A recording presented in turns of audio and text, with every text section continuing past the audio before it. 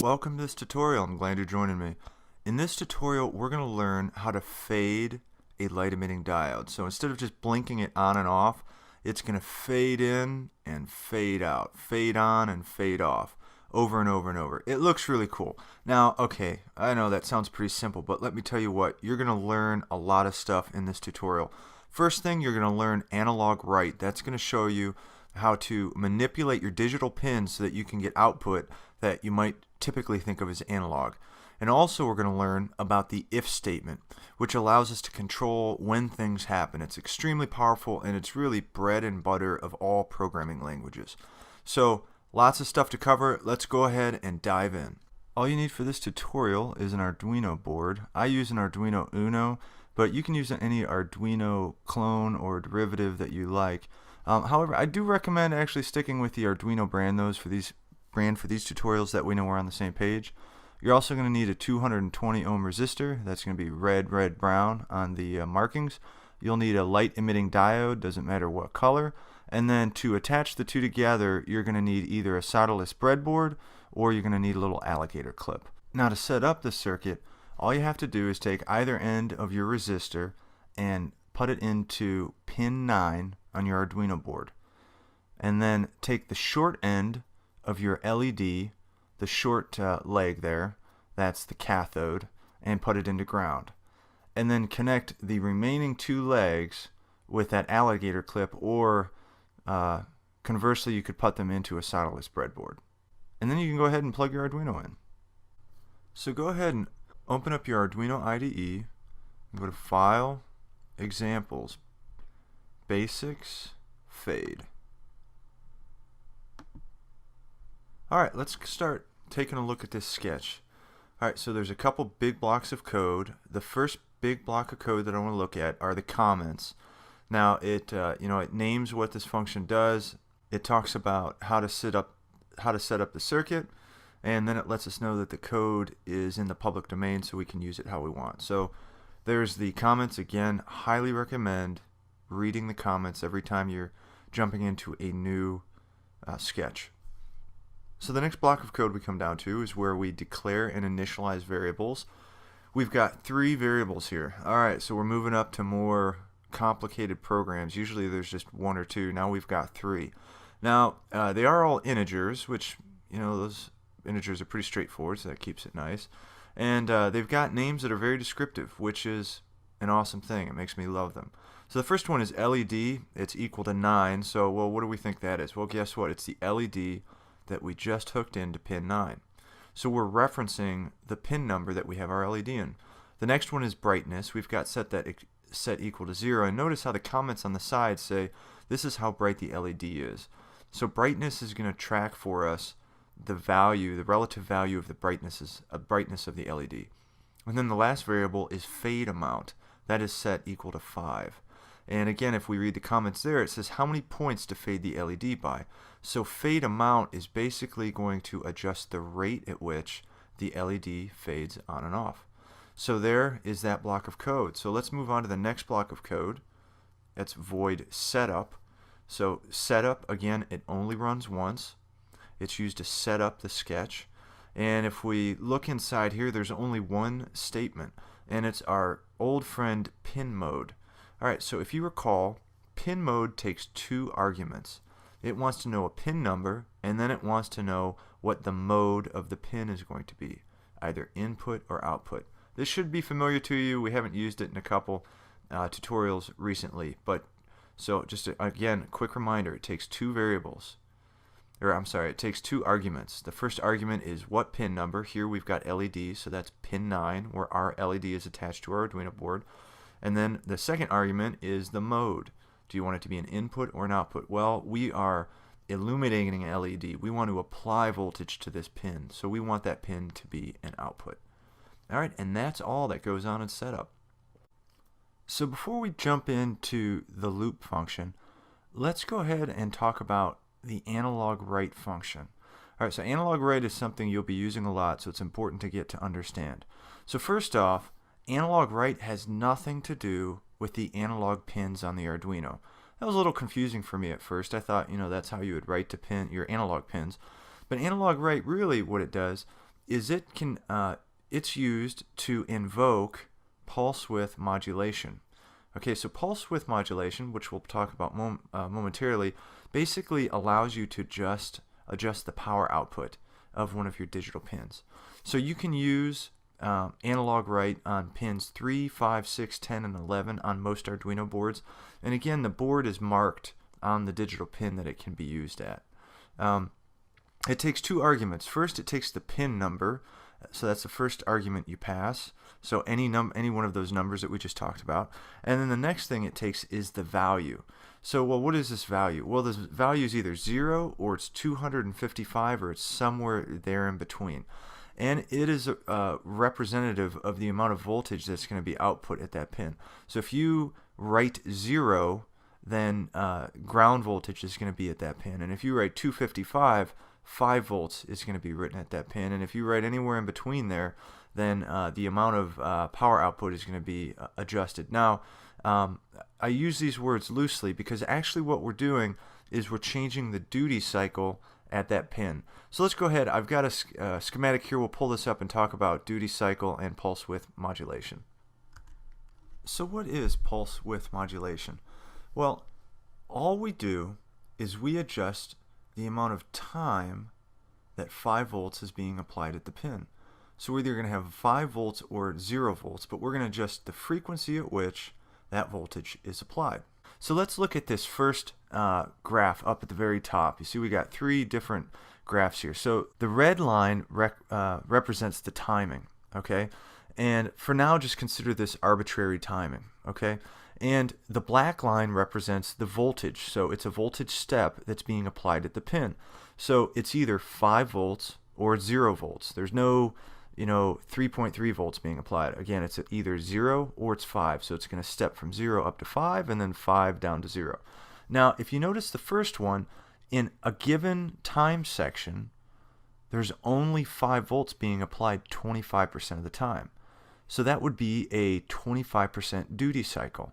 And in analog write, so remember we said the range was 0 to 255. If you divide 0 to 255 by 4, 25% of that would be 64. Okay, so if we do an analog rate of 64, we're going to get roughly a 25% duty cycle. And you can see that 25% of this arbitrary time, that pin is high at 5 volts.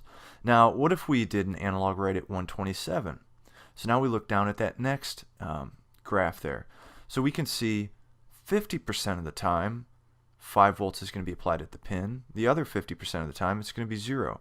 So this would be a half duty cycle, 50% duty cycle. And then what about a 75% duty cycle? Well, that'd be analog rate 191. And then we've got 5 volts being applied 75% of the time, and 0 volts being applied the other 25% of the time in that given time period. All right, so if you have a 0 duty cycle, well, then basically you're writing the pin low, so you're not going to have you're not going to have 5 volts being applied at any point in time. And then if you write an analog rate with 255, now you're setting the pin high, and it's going to be at 5 volts the entire time. So by adjusting the duty cycle, the on and off time of the voltage that's being applied, we can adjust the power that is being seen at that pin. Okay, so that's how it works. It's pretty cool. There's a lot more to it than my cheesy explanation, and there will be more about it to read in the further reading section. But for now, I think that's good enough for us to move on and do some cool stuff. So let's go ahead and jump into the loop function. Just as a reminder, loop runs over and over again, and it's really the meat and the potatoes of most of our sketches.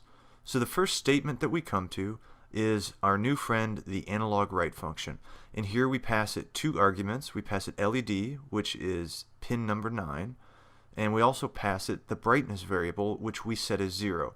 So what is this telling pin 9? This is saying, hey, we want you to have a 0 duty cycle applied at pin 9, which basically means there's going to be no voltage being applied at all. So the LED is going to be dark. So the next statement we come to is we adjust the brightness. Okay, so what do we have? We have brightness equals brightness plus fade amount. Now, is that a weird statement or what? You know, brightness equals brightness plus fade amount. So what's happening here? Well, we are taking our variable brightness and we're adjusting it. Basically, we're saying it is equal to its current value, which is 0, and then we add fade amount. Well, what was fade amount? Fade amount was the number 5. So the first time we run through the loop, this is going to be 0 plus 5. So what is the new value of brightness? Well, it's going to be 5. Now what about the second time we come through the loop? Well, the second time we come through the loop, brightness is set to 5. So then it's going to be 5 plus 5, which is fade amount, and that's going to be 10. So what will it be the third time we come through the loop? Well, brightness is now equal to 10, so it's going to be 10 plus 5, which is 15.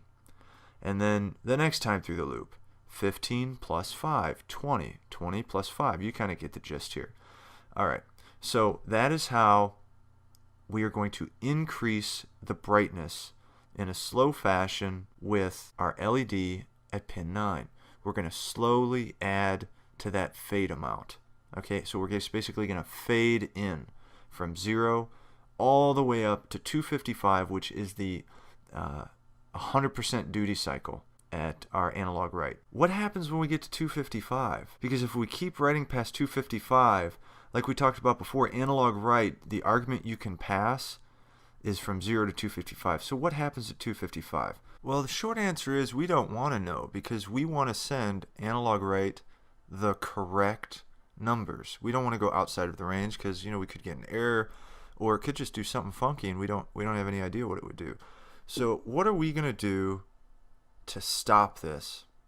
So we need to set some type of condition in our program that basically says, hey, if brightness gets to 255, let's go ahead and reverse the sign on fade amount. So we're going to start, so once it gets super bright, well, let's start making it less bright. Let's, instead of adding 5 to the brightness variable, let's subtract 5. So basically all we have to do is change the sign of fade amount. And now, well, what happens when fade gets down to 0? We don't want to pass negative numbers to analog write, because again, the range for analog write is from 0 to 255. So we don't want to send it like -5.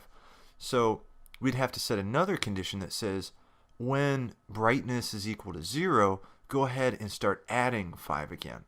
So one easy way to do that is just to switch the sign on the fade amount variable when we get to either 255 or 0. So if we get to 255, make it a -5, fade amount that is, and if it gets to 0, make it a +5 for fade amount. So how would we set a condition like that? Well, one way to do it is to use an if statement. So let's go ahead and take a look at an if statement. An if statement has 3 major portions. So the name of the function, if, that's easy enough, and then open and closing parentheses, and this is where you put the condition. So if the condition of your if statement is met, that is, if it's true, it's going to execute the code inside the curly brackets. And the curly brackets are the last major portion of your if statement. So you've got the name of the function, the condition inside the parentheses, and then the code that gets executed inside the curly brackets. So if your condition is met, it's going to execute that code. If the condition is not met, if it's not a true statement inside of that parentheses, then nothing's going to happen. The program's going to skip right over the if statement like it wasn't even there. So what do we have here? What is the condition that we set here? Well, actually we have 2 conditions, but let's look at the first one. The first one is brightness equals 0. So that equal sign is called a comparison operator. And what it does is it asks, are these 2 values equal? So why don't we just put an equal sign? Well, we'd be in trouble if we did that, because then the program would think that we're trying to assign our variable brightness to the value 0, but we're not trying to change the value of our variable brightness. We're just trying to compare it to another value, and that's why we have to use a comparison operator. Now what's our other condition? Well, you might guess it's, hey, is brightness equal to 255? Again, we use that equal sign for our comparison. Now there's those 2 parallel lines in between those 2 conditions, and that's called a Boolean operator, okay? And basically what it means is or. So if brightness is equal to 0, or if brightness is equal to 255, then do the following stuff. So that's our condition. If brightness is equal to 0, or if brightness is equal to 255, do the following stuff. Okay, so now there's also other Boolean operators, and you can also check out those in the further reading. So again, if these conditions are met, that is, if they're true statements, so if brightness in fact does equal 0, or if brightness does equal 255, then the code's going to execute it. Well, what's the code? So this is a clever little piece of code, and what I need you to do is on the right side of that equal sign, where it says fade amount, instead of just seeing a negative there, I want you to visualize a -1 multiplied times fade amount. Because what this does is it takes fade amount, which in our case is a +5 right now, and it multiplies fade amount times a -1. So what's 5 times -1? Well, it's -5. So what happens now is fade amount goes from being positive to being negative. And so now, if you remember that first statement in our loop, brightness is getting combined with fade amount. So if fade amount's -5, it's going to start subtracting from brightness. So it's going to start bringing 255 down in 5-step increments, all the way until brightness is equal to 0. And then our if statement is going to get executed again, because brightness is equal to 0, and it's a true statement. And what's going to happen? Well, fade amount, which is now -5, it's going to get multiplied by a -1. So what's -1 times -5? Well, two negatives make a positive, so now fade amount is going to become +5. And now when we go through our loop, that first statement is going to start adding 5 to brightness. So now 0, where brightness was at, is going to be 5, and then 10, 15, and it's going to keep stepping up. Now notice that the only time this if statement gets executed is when brightness is equal to 0 and when brightness is equal to 255. Anytime brightness is in between, so the LED is like not off and not fully on, this if statement will never get run. So if brightness is 10, if brightness is 100, if brightness is 245, it's never going to get executed. It only happens at those extremes, at the condition that we set. So that's an if statement. All right. So we're gonna run into lots more if statements in this course. So this is just your primer. So if you don't totally get it yet, don't worry. We're gonna, like I said, work with it a whole lot more. All right. So we've worked through the if statement. So now what comes after that if statement? Well, what do? We delay for 30 milliseconds. Now why such a big delay there, 30 milliseconds? Well, I guess 30 milliseconds isn't that much, but usually we're used to seeing those 1 millisecond delays. So the deal is the microcontroller is going to work really fast. And if we don't delay in between each of these steps, then we're not even going to notice that it's dimming. It's not going to be as apparent unless we delay a good bit amount of time. So that's why we've got the 30 millisecond delay. So once that's finished, we go ahead and jump right back into the loop. So let's go ahead and just do a quick recap of the loop. First thing we do, analog write. We're going to write LED, which is pin 9. We're going to write the current value of brightness. Then we're going to go through, we're going to adjust brightness. We're either going to be adding 5 or subtracting 5 based on the sign of the fade amount variable. And then we're going to check the conditions of the if statement. So if brightness has gotten all the way to 255, we're going to change that fade amount sign. If brightness has gotten all the way back down to 0, we're going to change the sign of that fade amount variable. If it's not, if that's not the case, we completely skip it. We delay our 30 milliseconds, and then we go back and write the next brightness level. Okay, so you can see it dims up, it dims down, it dims up, it dims down over and over and over again. So let's go ahead and verify the code, and let's upload the sketch. And now let's go ahead and take a look at the Arduino. We should see our light dimming on and dimming off. Well, there you have it, a fading LED. So we had to learn a lot to do this. We had to learn about pulse width modulation using analog write, and we had to learn about an if statement, which is, it's kind of a complicated matter. So I'm glad you went through this tutorial. Thanks so much for listening in. Make sure you do the challenge. That's where that's really going to help sink this stuff in. So until next time, we're done with the basics section, moving on to bigger and better things. See you there.